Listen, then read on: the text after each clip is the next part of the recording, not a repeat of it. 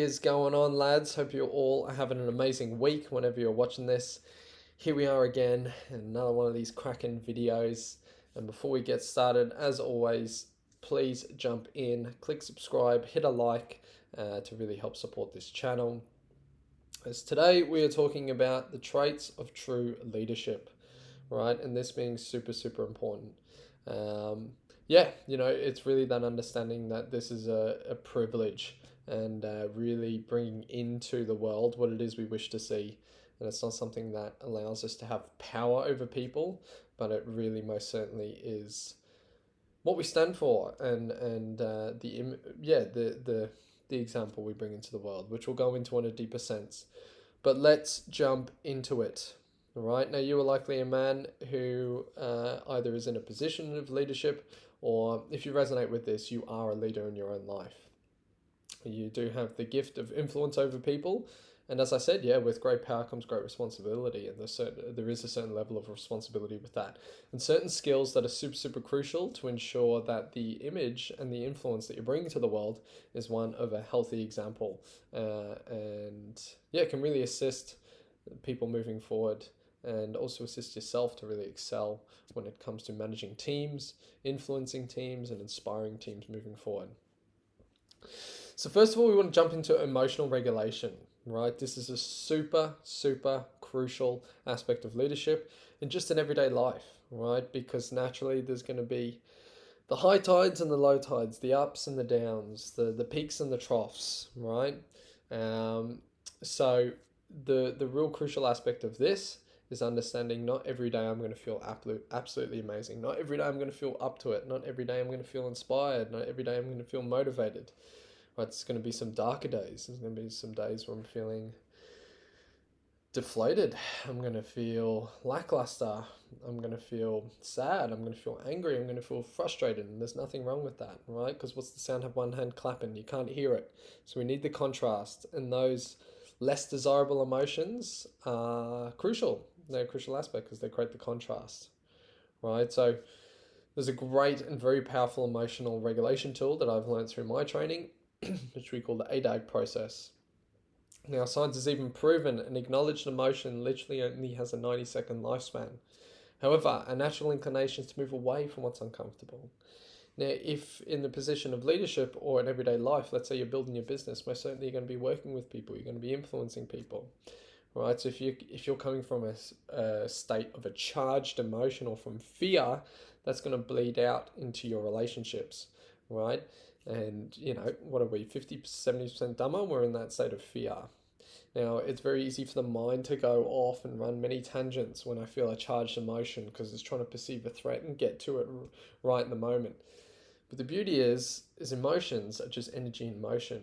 It cannot be something that can be navigated through the mind because we can run for hours logically trying to understand what it is or what the root cause of it is.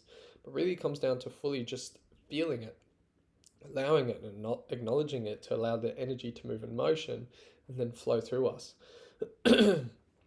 So sometimes I wake up and I'm not feeling so great. Maybe something's gone wrong in my business. We can say, a challenge has arisen in adversity, and in that moment, I'm feeling a charged emotion. It's okay. I just acknowledge it. I'm feeling pretty crappy, and that's okay because I'm human, right? I'm not a god. I'm mere mortal, so I just acknowledge it. Then we discern: is it more fire or is it more water? So we can say anger, frustration, sadness, despair, right? And then I also want to discern where is it in my body, because we have 7 chakras, right, or 7 energy centers. So it's like, okay, where is it? Because often as we move through our life, we can suppress or repress those emotions or energies down. And what that can do is it can cause a buildup, and then there will be dis-ease in the body, right? So it's like, okay, it's more fire, water, yep, a bit more anger. Sometimes it might be a bit of both, right? So it's like, okay, discern where is it? It's like, oh, that's really in my solar plexus there, all right? So then we want to allow it. So we want to feel it to the point where it drives me insane. Right? And yes, sometimes it may be 90 seconds, sometimes it may be a couple of hours, sometimes it may be a couple of days. But the real premise of this is a deep acceptance and acknowledgement of the emotion that it's okay, I'm human, right? So feel it to the point where it drives me insane. And then it will reach a point in where it pops, right? Because where focus goes, energy flows. So as I really fully sit with it, feel it, right? You find it will pop. We say that's when we give it back. And a giving hand is also open to receive new energy, right? And this is a very powerful tool, very, very powerful. Literally the other day, I think it was yesterday, I woke up in the morning, I was on my computer, and I felt pretty crappy. I felt a bit sad. I felt a bit lonely, all right? And my mind was going, oh, fuck, here we are again. Like, shouldn't be feeling this, whatever, I should have loved myself. The stories of the mind. And I was like, okay, beautiful, it's okay, acknowledged, discerned, allowed, give, fully felt it to the point where it drives me insane. And it can be very uncomfortable, right? But as I start to lean into it and allow it, it allows the energy to flow. And I shit you not, within a couple of minutes, the energy just completely passed through and I was perfectly fine, all right? Now, what this does, it allows us to, that last point there, respond, not react. Because when we're in that state of a charged emotion, it's like we've come from a place of fear, right? So it's like that allows me to take a bit of time. Maybe you have to go away, a few deep breaths, and then come back to a centered state. Then from that space, I can really respond from an empowered place rather than, as I said, from a place of fear, right? Which then leads us into being the example of what you wish to see in the world, as we spoke about before. We cannot truly help anyone, right? All we can do is be the example we wish to see. And then people do with that as they please. It is not our responsibility to change anyone, right? If they come to you for assistance, yes, most certainly you can hold space and offer insights and perspectives, but it is really through our example that it makes the most change, right? And that also means following through on our word. So doing what we say we're going to do. And if you find you're overpacking with commitments, it's important to then go on a commitment diet and to just say yes to those things that you 100%, 110% genuinely believe you can follow through on, right? Not only does that build more self-respect and trust in yourself, but then therefore it responds back from reality, from trust from others. Alrighty? So bang. And then we go into, it's not a badge, it's a way of being. So many people take leadership as this sort of like grandiosity, badge or title. It's like, yeah, I'm a leader, right? But it really comes from a place of being service-centered, right? Knowing that it's the ultimate honor because you're in service to the people around you. And it's like, it's really about more than yourself, right? So from that service-centered place, from knowing that it's not just about me, but about we, it's my example and how I seek to serve others and bring that service and my gifts to the world, right? And then from there, naturally, that will influence people because they'll see your example and go, wow, that reflects back an aspect of themselves they really seek to embody, alrighty? Now, most certainly, as I work with communities, tribes, and teams, there needs to be firm boundaries and standards, right? The team will always rise to the standards of its environment. So when things fall off the bandwagon or things slip to the side, that's when performance and all these things start to slip to the wayside. So the importance of that, and that's of course something you learn in every team and every environment. It's going to be different boundaries and different standards. But most certainly this is super duper crucial because that allows, again, people to trust your leadership, to trust that your direction, and to know that, yeah, you are not someone who can be swayed easily. Now, can you be influenced? And is it most certainly important to listen to the community and to the tribe 100%? But at the end of the day, clear and concise direction is most important than, being open to a million different ways. At the end of the day, we have to choose some sort of a direction and then we adjust as we move along, right? And then with my example of my standards, always ensuring that I'm meeting that myself and holding myself accountable to that, then therefore naturally everything that follows behind you will rise to that, right? It may take time, but most certainly they will rise. And anyone who doesn't, obviously, isn't in the right environment. Bringing in then positive reinforcement.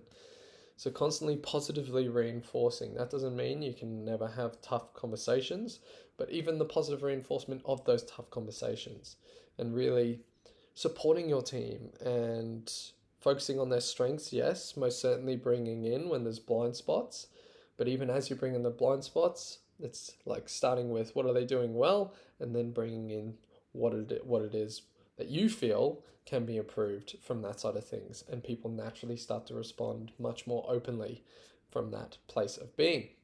And that really then flows into the art of communication.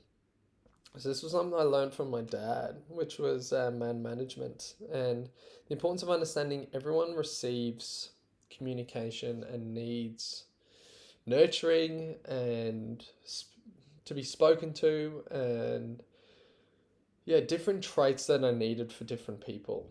And this is something, as you go along with experience, you gain an understanding of that sometimes some people need a bit more fire, a bit more oomph, a bit more of a push, whereas some people need a little bit more of a warmer, more gentle nurturing, right? And that really is a feeling thing, right? That almost is like a sixth sense that comes on as you become more in tune with your environment and your team, and also with yourself, right? Because there's certain aspects of yourself in different times that you need probably a little bit more oomph, or you need a little bit more water, we can say. Alrighty. But then understanding the deep premise of this is being the embodiment of your message. Not speaking about or bringing teachings forward if you don't fully embody it yet. And this is something I'm highly crucial on. Because yeah, it's extremely crucial for me, and I'm hyper vigilant on, for lack of better words, very aware of in my space and with what I do, because you can't take anyone anywhere you've never been. So it's go there first, and always you lead the charge first, and then therefore that assists in influencing the environment around you. So lads, as always, if you want to be a part of an amazing community of fellow like-minded brothers and leaders on the path, there is a link in the bio. If you enjoyed these videos, please feel free to let me know. Come join our academy, 7-day free trial in that bio there. It's most certainly worth it, and you really see the incredible growth of being surrounded by fellow brothers on in a like-minded space and on the same and similar path to yourself. As always, lads, the mission beckons, the mission calls, and let's fucking go. I'll see you on the next one. Bye.